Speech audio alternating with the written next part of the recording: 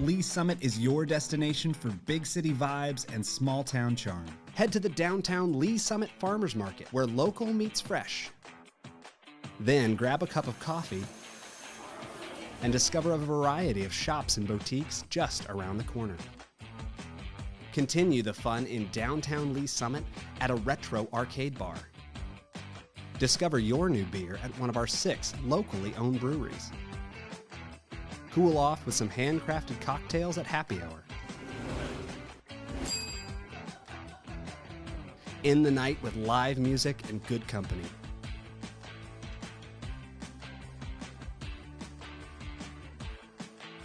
Lee Summit, Missouri.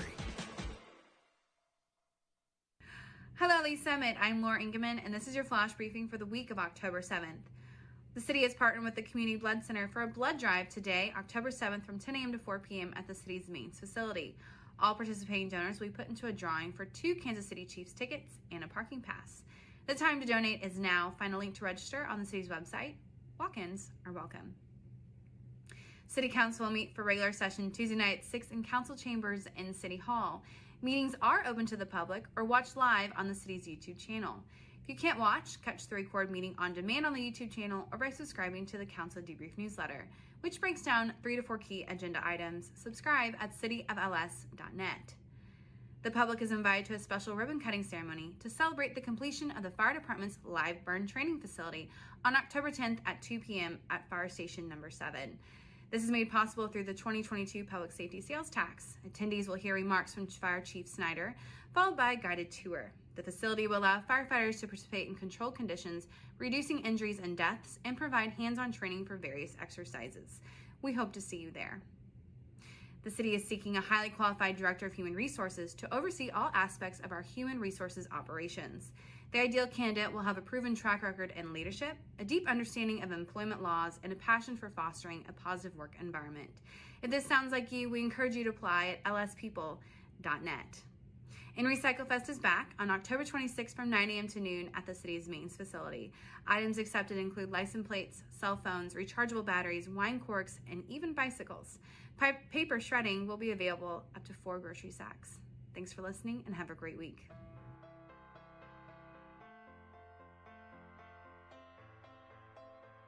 I'm Assistant Chief Jim Eden. And I'm Battalion Chief Ben Hicks.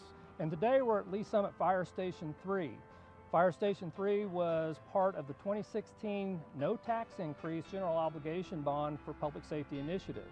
The station was built and occupied in August of 2020. Unfortunately, due to the pandemic, we've not been able to give tours or have an actual ribbon cutting. So we want to invite you in today to give you the opportunity to see what goes on within a Lee Summit Fire Department station. Let's go take a tour. This is our admin side of the facility. We use this side mainly for offices. We have a lot of work during the day, whether it's training or doing reports or just generally taking care of the shift that we need to do. At this particular station, Station 3, we do have an assistant chief that works out of here. That person has their own office where they need to manage what's going on throughout the day with the shift and staffing, and as well as running calls out of here. The captain has their own office as well. What the captain does is at this specific station is in charge of both the fire truck that's here as well as the ambulance.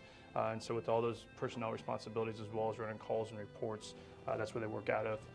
And generally for the rest of the crew, which is somewhere around 5 to 6 individuals, we have rooms to write reports, and we have additional training rooms and other rooms where people can work. Walking into our living area, I think it's important to recognize that we work 48-hour shifts. So in the evenings, after 5 o'clock, after work is done, we may have the opportunity to catch a game or something else as long as we're not running calls. And this gives us the opportunity to do that. When we go into our kitchen, I think this gives you a great reason to know why we go to the grocery store. When you see fire trucks at the grocery store, what we're doing. Also for 2 days working for 48 hours, we buy all our meals at the grocery store, and then we come in here and cook. Just like you guys do at home. So everybody has their own fridge on each shift as well as their own pantry, and then we cook those meals here. Going into the sleeping side of things, we've got a couple different things that are significant. We have our own laundry room, which again is important when we're here for 48 hours. The opportunity to wash and clean our clothes and bedding is very important for hygiene. And walking into where our beds are, we keep the kind of sleeping quarters over on one side of the building. It gives us both easy access out to where our fire apparatus are, as well as kind of keeping it a little bit quieter for those people that have been up all night running calls. We have 11 bedrooms here at this station, and the reason we built it with so many bedrooms is we want to give ourselves as a city the opportunity to expand. So if we need to put another apparatus here or numerous other people working at this station, that's already in place as far as infrastructure goes, and we don't need to go back and try to make it bigger or better, and that's really important for us, especially because the old station was so small.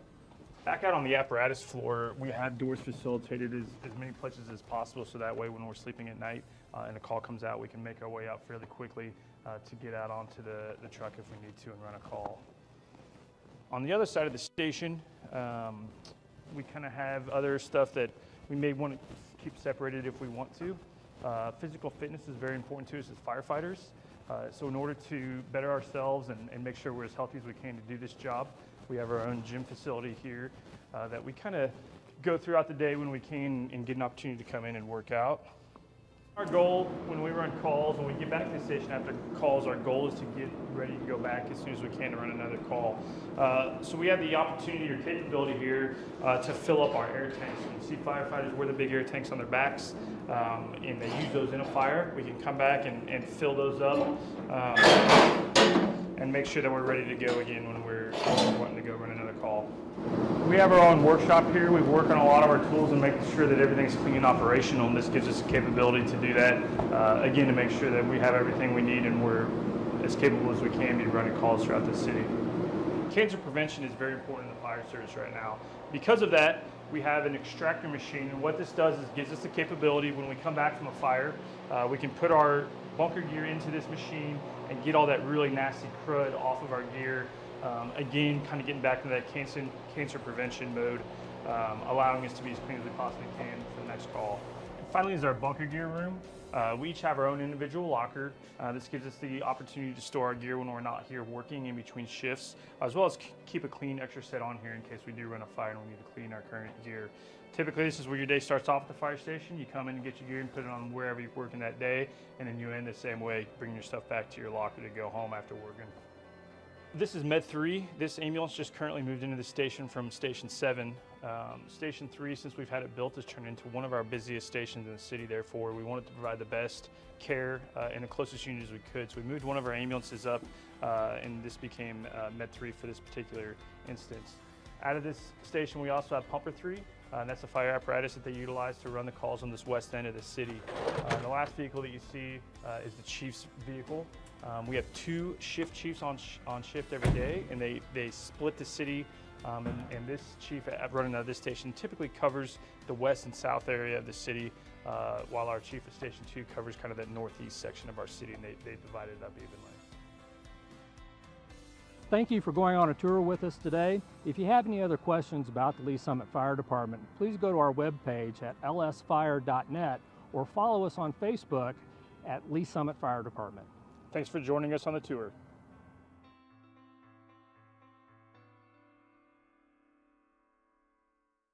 Have you ever been driving around Lee Summit and wondered what's that going to be? What's being built there? Wow, that went up fast. The Development Minute is here to help, highlighting some of the newest projects in Lee Summit, Missouri. Streets of West Pryor is getting another restaurant on the north end. Chicken Salad Chick, a southern-inspired fast casual chicken salad restaurant, will open next to 30 Hot Bar and Grill, Magic Noodle, and Nick the Greek. The restaurant will offer a variety of scratch-made chicken salads, pimento cheese, sandwiches, and more. It is set to open at the end of 2024.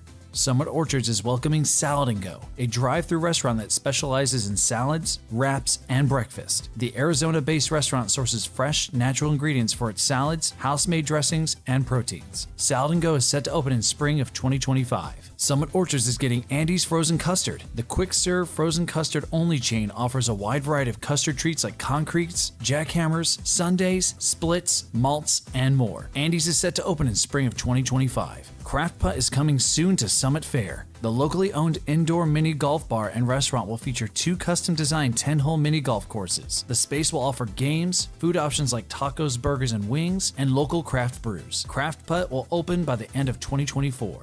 That's it for the Development Minute. For more about upcoming projects, visit cityofls.net.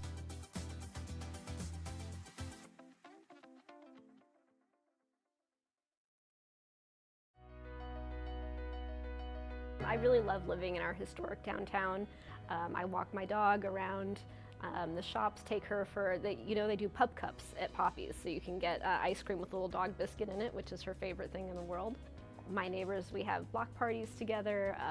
I really like how welcoming and how vibrant it is. It's an amazing place to live. Lee Summit's a really great community. I love living here, and I just wanted to try to find a way to give back, look out for my neighbors, for the community. I've always tried to be involved. Before serving on city council, I used to volunteer with AFS, which is an organization that hosts foreign exchange students. So my husband and I have hosted kids from around the world, and then also volunteered with local families and schools. In my professional life, I'm a paralegal, and then in my personal life, I enjoy reading, sewing. I'm a quilter, so I just finished a log cabin quilt that I'm going to send to my aunt out in DC.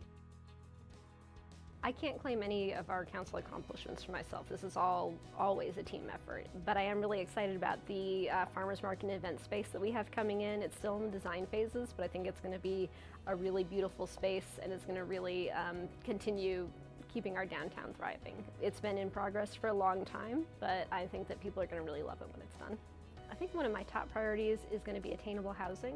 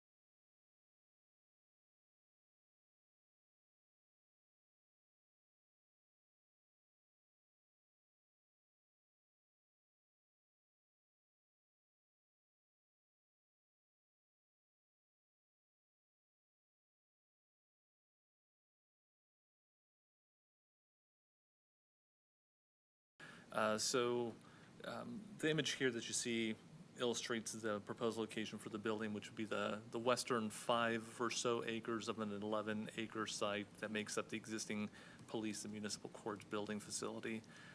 As you can see in the middle of the stars in the middle of a ring kind of walking, jogging trail. It's got a couple workout stations, more really pull-up bars in this area, but this is all city facility. It's currently fenced on all sides, and like I said, this proposed building will occupy that western open area. With this application, there is one request for modifications related to some landscape buffering on the north boundary of the property. I'll get into that a little bit later.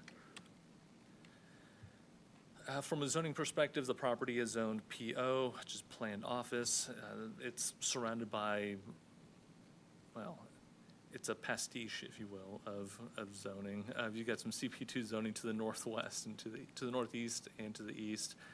To the southeast, you've got R1 zoning for the existing Lee Summit North High School. North and south, you do have 2 apartment site buildings, both of which have approved preliminary development plans, both sites of which also have final development plans that are currently in process. At this point, staff has done their first reviews on both projects, and we're just, the ball's in the court of the developer to basically resubmit revised plans for those projects to continue on through the construction permit process. To the east of this, you've got some planned industrial with some newer buildings that aren't reflected here on this aerial, but large kind of logistics buildings north of Tudor Road. So as has been called out with this proposed, with the western side of the joint operations facility, we are looking primarily at 2 buildings. The main building here on the south side and the smaller apparatus bay, about 4,000-ish square feet on the north side of the facility. To the north of here, you can't see it here, but there will be a detention basin that sits between the proposed development and the apartment project to the north. Parking-wise, in total for the entire facility, I want to make clear that this would be counting the existing parking on the east side of the police and municipal court building, as well as new parking that will be provided on either side of the building, some relocated parking to the north, and existing parking to the west of the building.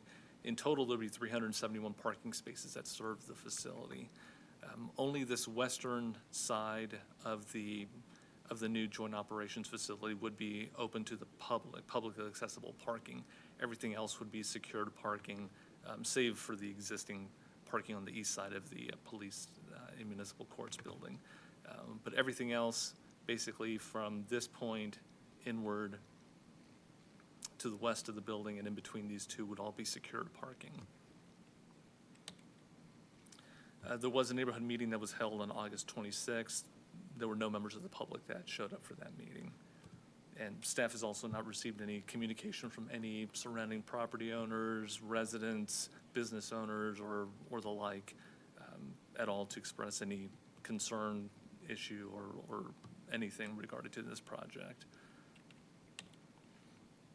So the building elevations have, you've seen previously, we're looking at basically brick precast concrete panel. There will be a metal panel that's used on all 4 sides, and the use of it ranges from about 15% on the west elevation, which would be this one, the public-facing entrance at the top here, all the way to about 25% on the north and east elevations. Like I said, it is a 2-story building, so on the west public entrance side, there'll be 1 story visible. It does have kind of a clear story here.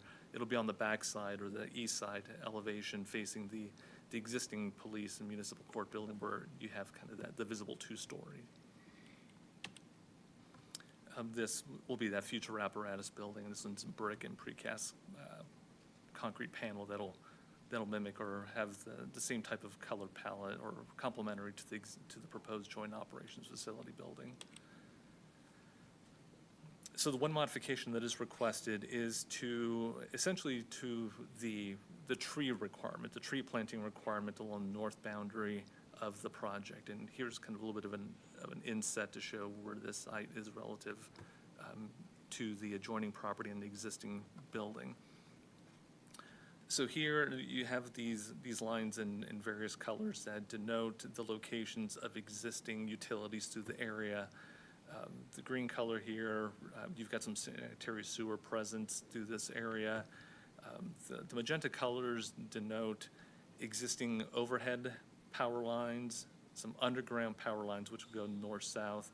The overhead ones go in an east-west fashion. There's a single pole overhead electric that runs parallel to the north property line, but just sits a little bit on the city side of the property. And here, this other one really shows more like the center line of more high voltage transmission lines. It's actually three. You can see here it's got 3 lines that run through there, so it's not just one, but this one represent the center.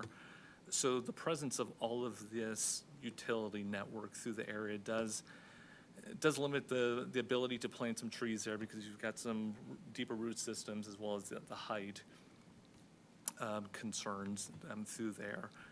But shallower root growing systems with shrubs can be accommodated. In fact, there's no modification requested to the number of shrubs, it's just on the tree side. And one thing I will say is that with the the apartment project that's been approved to the north and is currently going through the FDP process, they're also required to plant landscaping along that common boundary. And since the presence of the utilities sit on the south side, on the city side, the property to the north is not hindered by the utilities, and will actually provide a number of trees through here to meet code ordinance requirements. So in effect, you're going to have 20 feet of a buffer area on the city side, which will be mostly shrubs, and an additional 20 feet on the north side, which will be a combination of shrubs and trees. So, and just from a spatial separation standpoint, I did want to point out that the north property line to the closest building that's proposed, which will be the apparatus facility, apparatus bay, is about 100 feet. The main building itself sits a total about 250 feet from the south. So in between, serving as a spatial and visual buffer, will be that detention area, and again, some of that landscaping that will sit through there. The comp plan identifies the city-owned property as civic. Like we mentioned, you do have quite a bit of differing land uses through here, and the civic use with the city facilities serves as a reasonable and a common type of transition from your more higher traffic arterial streets as you start moving your way into some residential and away from the commercial into some industrial uses. So there are 2 conditions of approval that staff is recommending. The first one deals with the modification that staff is supportive of to just allow the planted shrub buffer along the north property line as depicted on the landscape plan. So with that, I'll yield to any questions you may have. Thank you, Hector. We'll open up for any questions from the public.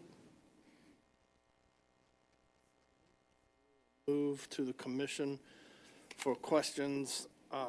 Hector, in case we get into some longer discussions on other things, as far as have a lot of discussion about traffic, that intersection at Commerce and Tudor, I know we have a hard stop for you, Susan. That what would trigger a light at that intersection? I mean, it seems like we're going to add a lot of traffic maybe to that intersection there, coming with both sets of apartments and now this. We'll continue to monitor it. There's set criteria for traffic signal, and so we'll just continue to monitor it. And with the police being over there, they're going to let us know exactly when they see the traffic becoming an issue. But as of right now, there's not enough traffic to warrant a traffic signal. Do you have any other traffic questions that anybody can think of right now? I know Susan has a Okay, thank you. Commissioner Frazier, any questions while we're in public hearing? Nope, not at this time. Not at this time. Commissioner Trafton. I have a couple questions. Will the fire administration be relocating to this facility? Yes, with this project, the administration will move from Station 1, which is behind us, will move into this building.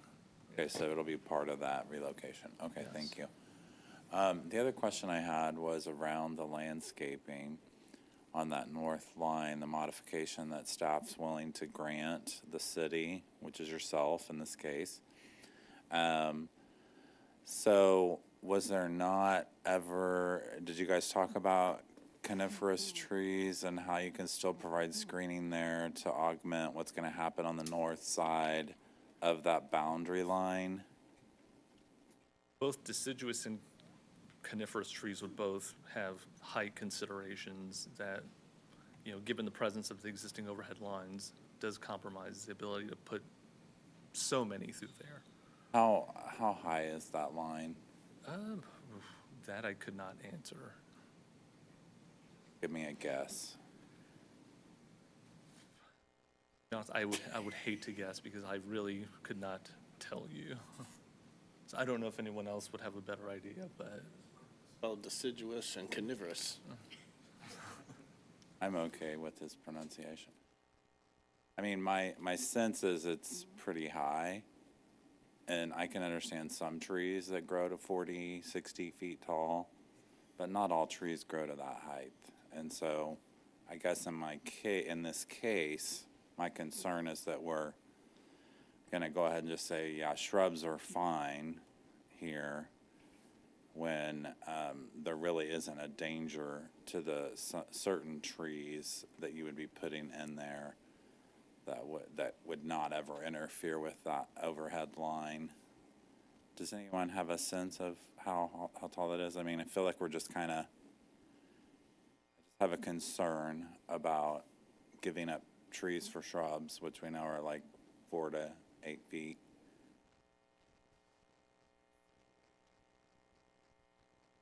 So on the particular triple strand, it is pretty tall, but there's also the single strand pole right along the property line as well that causes more interference as well, and that is a shorter line. But Not just the triple, but I mean, I'm not concerned about the triple because we're really not interfering with the triple. With this line of shrubs is 20 feet. Clearly the center line there, I mean, if you see it, and I can see the lines on the drawing or whatever, I'm just concerned that we're giving up something I'm not. So, anyway.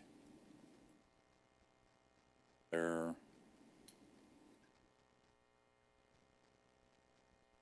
well. Can I piggyback that real quick? Do you mind? Sure.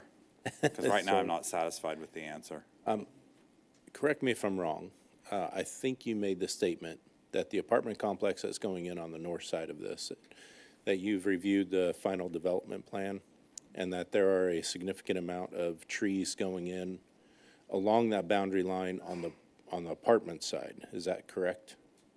Yes, they'll be a little bit north of, they won't be right on the property line, but they'll be within the northern edge of the 20-foot buffer, so yes. So that would provide the screening that the zoning is looking for between the two properties. Is that a correct statement? Yes, that would be correct. So if we were to require trees here, you would essentially be, which again, if that's the direction that the Planning Commission desires to go, that's fine. So they are, on the north side, the apartments are going to be providing the required amount of screening between the two. So the quantities are going to be there. They're just going to be on, so essentially you would have a doubled up buffer along that northern property line. Thank you. Questions? Anything else? Commissioner Frazier. Just curious, on the apartments, the proposed development on the north side, are they multi-story, 2-3-story, do you know? Yeah, I believe 3-story. Yeah, Okay. they don't go beyond 4. Okay, Yes. all right, thank you. Hector, so both the apartments to the north various apartments at Tudor and Douglas, they are both in final development. We're waiting a response from the developer. They've submitted plans, at least with the one in the north. They are going through we've already run through two reviews, so we're waiting on a resubmittal in response to staff's comments. On the south side, is it also the same? They've already gone through two rounds of reviews, and we're waiting on those comments. The one to the north, I know that comments just went out. The most recent comments from city staff went out about 10 days ago. So, And there's no concern of, and I don't know what the timeline is for construction of this facility, but having all three of these projects going at one time, concern of traffic and construction entrances. And I don't know to what extent that has been a topic of discussion with anyone else at the city level. I could just, if I can refer to the CIP plan, for this one, at least it's tentatively slated that construction here, I guess there's kind of a bit of an overlap in the latter half of 2025, with construction really mostly being in 2026 and early 2027. We'll probably be done in first quarter of 26. Okay.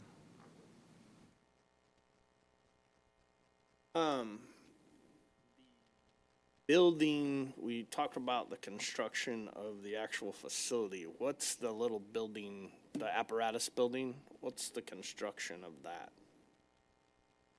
You mean the materials, or? Yes. It's going to be a precast panel, concrete panel, with So some the brick at the apparatus base. building will be the same, it will match the existing building. It's not going to be a metal building out there. No. It'll have the metal overhead doors, but everything else will be brick and precast concrete. Okay. Commissioner Trafton. Just curious, who asked for the modification on one? Who asked for? The applicant? The applicant, yes. Oh, okay. Could I talk to you, sir? So when you've been on site here at this property? Yeah. So, like, what is your sense of where those power lines are and what type of trees could be planted there? I mean, you're an expert in this field. Well, and we do have a landscape architect that's working on this, so I'll try to speak for them. But I think the bigger concern is the utilities underneath. We don't want to make sure those roots are going in and puncturing those utilities. The other issue is the maintenance on those lines. If Evergy's coming in and driving their trucks over those trees, and the city's going to spend dollars to provide those trees, and then Evergy drives over them, it's kind of just a little bit concerning on that sense, and just packing them so close into the north side of that site. But what utilities are underground? Because I'm only seeing overhead utilities. It's that green is the sanitary sewer. It's more on the east side of the site than the west side. The west side is less utilities over there. Just the. So the west side could still have trees on it. It could, yeah. We have the storm going right through the center there from the existing pond, which we're just going to maintain that existing inlet with a little modification, and then we are showing a little bit of shrubs on the west side there. So we're just suggesting the east side is the biggest concern, where we have sanitary sewer line, not wanting to plant trees in that area, which I could understand to an extent. I mean, I believe there's still ability to plant trees in that area without disrupting the sewer line, although I understand there's like a certain easement around when those lines may, if ever, get dug up. So, so I guess I'm just concerned about chucking all the trees on the north line and expecting the apartment complex to the north to bear the burden of those trees. When I think, isn't that, I mean, this isn't a question for you, I can ask the city. I think that apartment complex was also going to have reduced apartments in it. I forget the. Think of that one, I think it the last version that we seen of that was a little smaller than what they anticipated to add some amenities. I think their first visit to us, it didn't have any amenities, and then the second round, they either moved a building around or made a building a little smaller to add some amenities. Yes, I believe you're correct on that. So it was your landscape architects or like recommendation, or just, are you the lead architect on this? Yeah, and our landscape architect was coordinated with city staff, and I mean, we could go back and look at if we can get, I don't think we're gonna get the 38 trees in there, but we could get a smaller amount than that. I would feel better about like not losing all the trees and just figuring out how to be a little more strategic about tree planting, because I think we're at an advanced stage where we could do that. Okay, well, thank you. You've answered my questions. Anything else from the commission? Go ahead, Commissioner Binbrook. One more question, just follow up. On the opposite side of the drainage pond, or the detention pond, you have several trees there. What's the height of those trees? I guess that would be the south side of the detention pond. Are those full size, like 40-foot, 50-foot trees? No, I believe those are shrubs. On the south side, those are shrubs there also. Yeah, you're talking, I don't know if you can see. Around the, right. No, down further. If you look at the small site plan in the corner. Yeah. By the Those are fire some larger, utilities, those are larger trees? yeah. Okay. Yep, to help screen that building. Okay, so if you were on the apartment side, you'd have 8-foot shrubs, the detention pond, and then you'd have some larger trees on the other side of the detention pond. Yes. Thank you. Grafton, you good?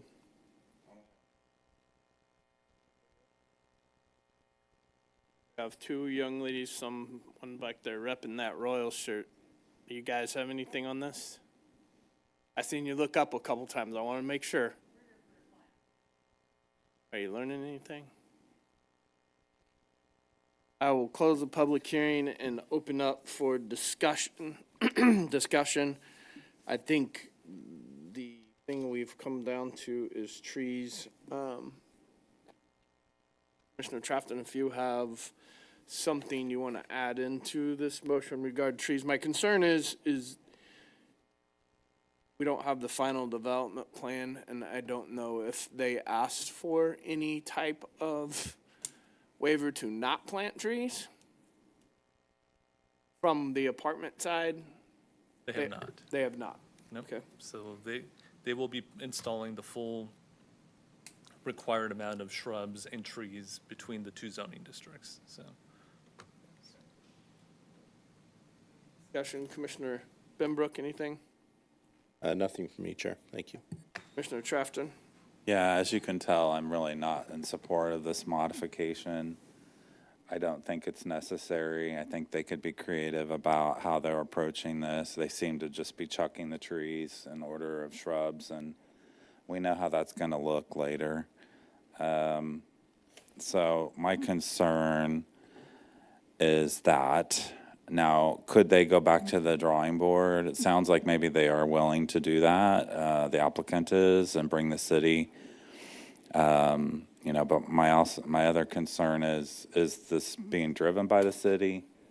We have a little bit of a conflict where the city staff are working on this, and it's a city project, and so where are the citizens in this kind of conversation? And so that's what our job is to do, is to make sure that, we're staying true to what our UDOR standards are. I don't see any reason why we couldn't be putting different types of trees there with the lines overhead and the sewer lines. And so I guess that's my question, or my comments about this. I think they could come back with a better kind of solution instead of just saying we're not going to put trees in that we're not going to have to put trees in there, and that we could just come up with a different landscaping plan that does include trees. And so I guess that's my comment for the record. You know, could the city come back with a final development plan with the applicant that has trees in it? I think they could. Would you And like so- a discussion on continuing this application until they came back with a different landscape plan? I don't know that I think I want to just, you know, I think if we- believe I trust the staff to do what, you know, and the applicants. You know, this is going to the city council for final approval. You know, they have to finally approve this application, and so I don't know. I think we would probably have to, if we recommend this approval, it goes forward as is. Right. So you would have to have a modification to the motion to not agree to the modification that is requested by the applicant. So if I could add a little bit more color to the particular site plan as well. If you look, the plan that, the grading plan that Hector has up here, the walls and the slope of that detention basin, we can't have trees on that sloped area. So that really limits the ability to put anything along that property line in that location. And as well as if you remember a few years back, Douglas Corner, this is the same modification that was granted for that particular project as well, just to the east of the property where there's a detention basin and overhead power lines and buried utility lines along that property line as well. So this is not a new modification that hasn't been seen before and granted before. So if that, Shannon, is the property line and the dashed, is there any type of easement before you go into a detention basin?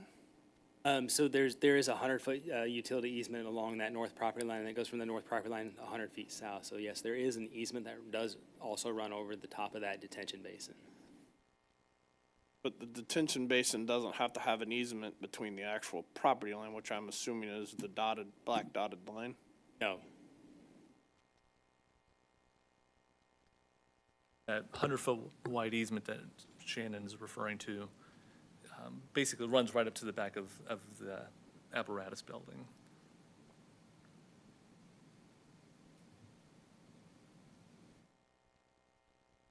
So we don't think, and I know I don't want to get too far, I want to make sure we cover what your discussion is. Yeah, I mean, You I still would like to- think they could be creative, a little more creative about how they're planting trees on the northern line here.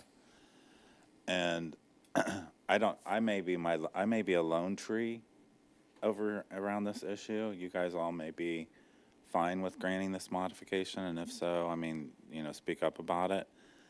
Because, you know, I'm just voicing my concern about this modification. Chair? Yes. I would be in support of maybe a reduced amount of trees. I think staff's made a pretty good case that they're not going to get 38 trees back there with the requirements. But I do agree with Commissioner Trafton that I think they could do some smaller trees that aren't going to deal with the height, that still give some type of screening that would not necessarily be directly under the power lines and limit any type of servicing from the utility provider. I think we just need to spell that out and let staff work their magic with the applicant. I would agree. I think the concern that I have, that I would agree with what you're saying, and I'll move on down the line here. But I would like to be, if there was some insurance that somebody's not going to try to pull an okey doke and we don't have any trees, a modification pops up or something happens that the applicant to the north doesn't put any trees in, then we have 0 trees. So at this point, that is an FDP review, so any modification to the buffer requirement on that particular project will have to come back before this body and the planning, or the city council for that modification. So the modification request for that particular project has sunsetted, so they don't have the opportunity without coming back before you. I would be, I'll hand it down to you girls, I would be in agreement with looking at the ability of getting some trees back in there. I'm in agreement with everyone else too on that. I think we could maybe look at what could be put in there as far as trees. Thank you. Commissioner Frazier? I'd agree. It's a big jump from 33 to 0. So if we can meet in the middle and think outside of the box, if you will, or and add some. And perhaps they're different kind, different height, but just add some so that we have some more buffer, if you would, between the property to the north and our facility proposed here. Thank you. Hector, Shannon, Dave, would you look for a motion from us? Obviously, we'll motion to recommend approval. Commissioner Trafton could do a modification, or would it be easier to continue this for a 2-week period to allow the architect to maybe work a little magic on their landscape I drawing? think from a city standpoint, the preferred motion would be to amend, adding a specific number and moving the project forward without delay. Okay, no problem. Split that from 30 to 15? Sure. I'm even fine saying a reduced number of trees from the 30, so. Okay, well, then we can say suggested of 15. So we could replace in the modification, we could just modify the modification where we strike planting a reduced number of 15 trees and striking the only shrubs. Would that cover that? I think that would give us clear guidance to move forward to council with that recommendation.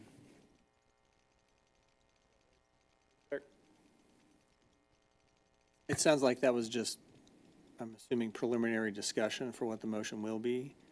But yes, everything up to this point sounds like it works. Okay. There's no more discussion. Commissioner Frazier, I would look for you to start us off with our original motion. So I move to recommend approval of application PL 2024-188 Preliminary Development Plan, Lee Summit Joint Operations Facility 10 Northeast Tudor Road, Hoefer, Welker, applicant. Motion. Chair, yes, I'd like to. Sorry. A second, I'll second that. We have a motion and a second. Commissioner Trafton. Chair, I'd like to modify condition of approval number 1 to strike the word only shrubs in the second line to read planting of a reduced number of trees equal to 15. That will cover it. I have a motion to amend. Do I have a second on that motion? Second. Back and vote on our original. So now you're voting on the motion to amend, and then the result of that, the main motion will either be amended or not at that point. Then you'll have the vote on the main motion. Yes. So we will take a vote on the motion to amend. Jerry Frazier, Yes. Dana Arth, Yes. Donnie Funk, Yes. Terry Trafton, Yes. Randy Benbrook. Yes. Thank you. And the motion has been amended, and I will look for a vote on the recommended approval of the application PL 2024-118 as amended. I have a motion. Or excuse me, do I have a second on that? Second. If I get a vote, please. Jerry Frazier, Yes. Dana Arth, Yes. Donnie Funk, Yes. Terry Trafton, Yes. Randy Benbrook. Yes. The application has been recommended for approval as amended. Thank you very much, sir. We have Roundtable. Do you want to come up and tell us what you learned tonight? No, you don't have to. I'm just kidding. I just want to know, did you really learn anything?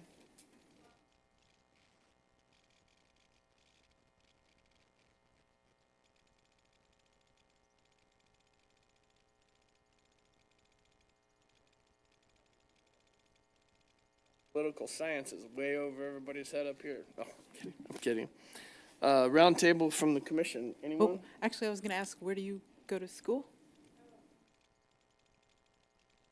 Right.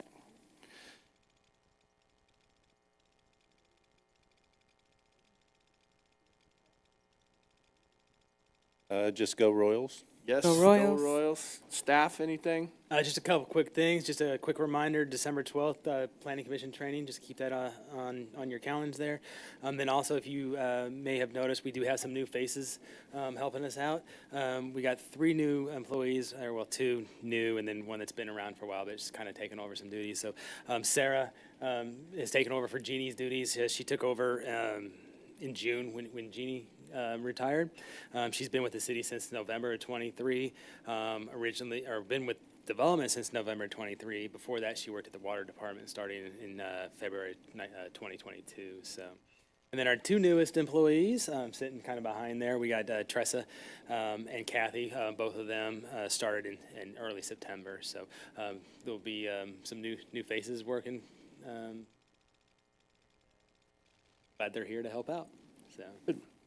Shannon, do you know what our agenda looks like on the 24th? On the 24th, we do have that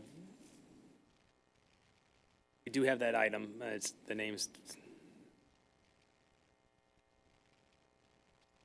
Chapel Ridge Townhomes. yes. Chapel Ridge Townhomes is scheduled to come Okay. before the 24th, and that is that rezoning that's has significant public interest. Well, that's what I was afraid of. I'm trying to rework some travel, so you're not stuck with that.